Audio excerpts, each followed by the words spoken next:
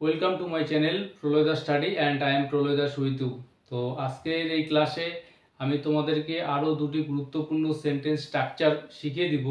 তো এই sentence স্ট্রাকচারগুলোকে apply করে তোমরা প্রচুর গুরুত্বপূর্ণ সেন্টেন্স তৈরি করতে পারবে।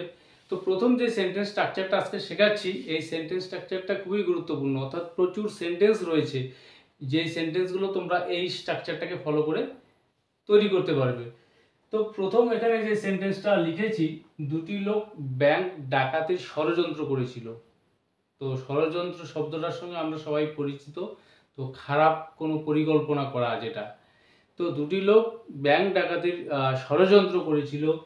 পরের যে সেন্টেন্সটি রয়েছে, সমীর তাদের সাথে ষড়যন্ত্রে ছিল। তো এই সেন্টেন্সগুলোকে এবার আমরা ইংরেজিতে তৈরি করব। তো প্রথম সেন্টেন্স, দুটি লোক ব্যাংক ডাকাতির ষড়যন্ত্র করেছিল। তো এই যে সেন্টেন্সটি সিম্পল পাস্ট টেন্সে রয়েছে, তো ষড়যন্ত্র করা যে ভার্ব, সেই ভার্বটা এখানে আমরা ব্যবহার করব কনস্পায়ার।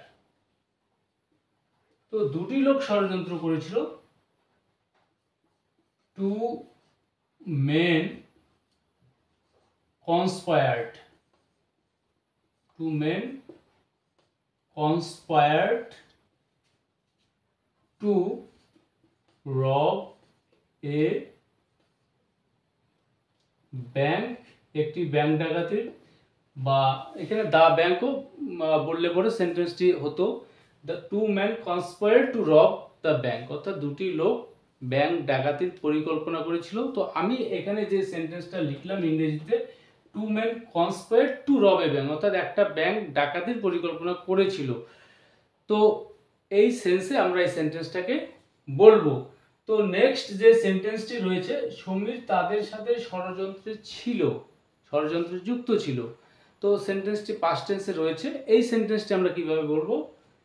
তো এখানে সমীর, তারপর আমরা বি ভার্ব নিয়ে আসবো, যেহেতু সেন্টেন্সটি পাস্ট টেন্সে রয়েছে, ওয়াজ, তারপর আমরা যে কনস্পায়ার যে ভার্বটি, তার থার্ড ফর্ম ব্যবহার করবো এখানে কনস্পায়ার্ড।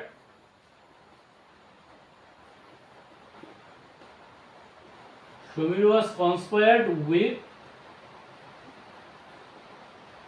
দেন, Samir was conspired with them, অর্থাৎ সমীর তাদের সঙ্গে ষড়যন্ত্রে যুক্ত ছিল বা লিপ্ত ছিল। তো নেক্সট যে সেন্টেন্সটি আমি দেখাচ্ছি, তুমি কি তাদের সাথে ষড়যন্ত্রে ছিলে, মানে তুমিও কি যুক্ত ছিলে। তো এই সেন্টেন্সটাকে আমরা কিভাবে বলবো? তো এই সেন্টেন্সটা করার আগে তোমরা সেকেন্ড যে সেন্টেন্সটির দিকে লক্ষ্য রাখো, সমীর ষড়যন্ত্রে যুক্ত ছিল, Samir was conspired with them. এবার এই সেন্টেন্সটাকে যদি আমি ইন্টারোগেটিভের আকারে নিয়ে আসি, সেক্ষেত্রে আমাদেরকে এই ওয়াজ বিভাগটাকে সেন্টেন্সের শুরুতে নিয়ে আসতে হবে। ঠিক একই রকমভাবে, তুমি কি তাদের সাথে যুক্ত ছিলে ষড়যন্ত্রে, তো এই সেন্টেন্সটাকে আমরা আগে অ্যাফার্মেটিভ সেন্টেন্সের আগে যদি আকারে নিয়ে আসি, তো ইউ ওয়্যার কনস্পায়ার্ড,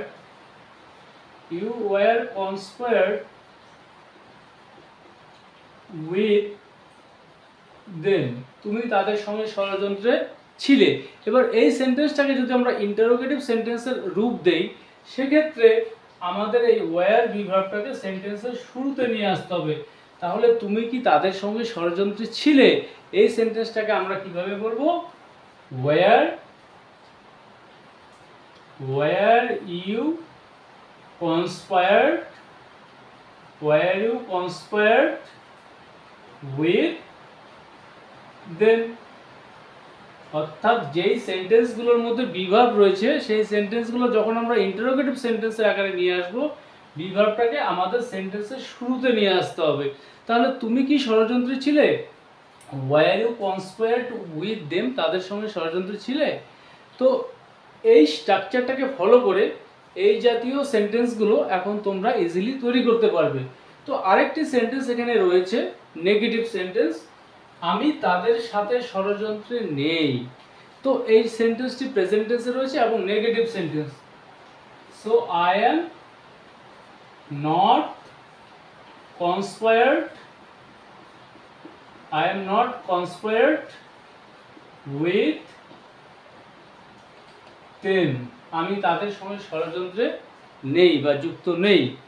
তাহলে আরেকটি সেন্টেন্স তোমাদেরকে আমি দেখাচ্ছি, তুমি আমার শত্রুদের সাথে ষড়যন্ত্রে লিপ্ত। তো এই সেন্টেন্সটাও প্রেজেন্ট টেন্সে রয়েছে। তোমাকে সন্দেহ করা হচ্ছে যে তুমি আমার শত্রুদের সঙ্গে ষড়যন্ত্রে লিপ্ত। তো এই সেন্টেন্সটাকে বলবো you are conspired, you are conspired with, কার সঙ্গে? With my enemies. You are conspired with my enemies, অর্থাৎ তুমি আমার শত্রুদের সঙ্গে ষড়যন্ত্রে যুক্ত। তো আজকে আরেকটি সেন্টেন্স স্ট্রাকচার তোমাদেরকে দেখাবো। তো এখানে তিনটি সেন্টেন্স, খুবই ছোট ছোট সেন্টেন্স লিখেছি। তাতে তোমার কি, তাতে তার কি, তাতে তাদের কি। তো এই সেন্টেন্সগুলো আমরা প্রচুর বলে থাকি। তো এগুলোকে আমরা ইংরেজিতে কি বলবো? তাতে তোমার কি, what does it matter, what does it matter, তোমার কি, to you, what does it matter to you, তাতে তোমার কি, তাতে তার কি। সো একই রকম ভাবে what does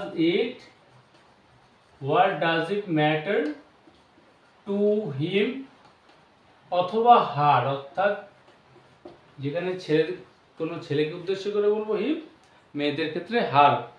তো নেক্সট, তাতে তাদের কি। So same structure, what does it matter, what does it matter to them. তাহলে বুঝতে পারলে এই তিনটি সেন্টেন্সের ক্ষেত্রে, অর্থাৎ প্রত্যেক ক্ষেত্রেই what does it matter to, তারপর আমরা এখানে অবজেক্টিভ প্রোনাউন ব্যবহার করব। তাহলে আজকের এই ক্লাসে দুটি সেন্টেন্স স্ট্রাকচার শিখিয়ে দিলাম, খুবই গুরুত্বপূর্ণ সেন্টেন্স স্ট্রাকচার দুটি। তো এই সেন্টেন্স স্ট্রাকচার দুটিকে অ্যাপ্লাই করে তোমরা এই জাতীয় প্রচুর সেন্টেন্স তৈরি করবে। তো আজকের এই ক্লাসটি যদি তোমাদের ভালো লেগে থাকে তাহলে অবশ্যই এই ভিডিওটিতে লাইক, কমেন্ট ও শেয়ার করবে।